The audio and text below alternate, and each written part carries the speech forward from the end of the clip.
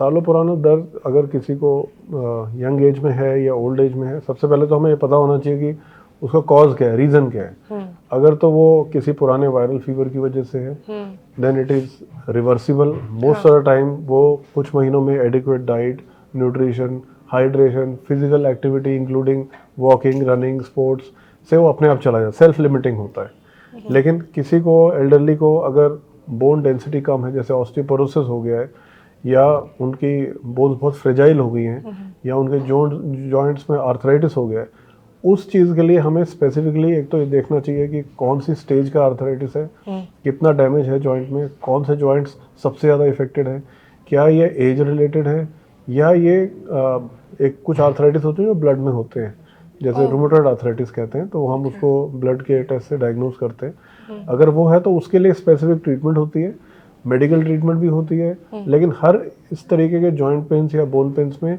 कहीं ना कहीं फिजिकल एक्टिविटी का और योगा वगैरह का, एक्यूप्रेशर का, इन सब चीज़ों का बहुत रोल होता है।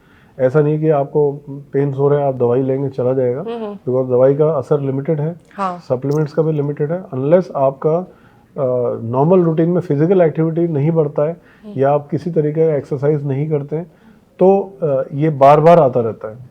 अब हर एक के लिए एक्सरसाइज अलग हो सकता है। यंग लोग हैं, उनको हम कोई भी तरीके की फिजिकल एक्टिविटी बता सकते हैं, चाहे वो स्पोर्ट्स हो, स्विमिंग हो। एल्डरली के लिए वो शायद पॉसिबल ना हो, तो वो घर बैठे भी अपने बेड पे बैठ के भी कुछ बेसिक एक्सरसाइजेस कर सकते हैं जॉइंट्स को मूवमेंट में रखने के लिए।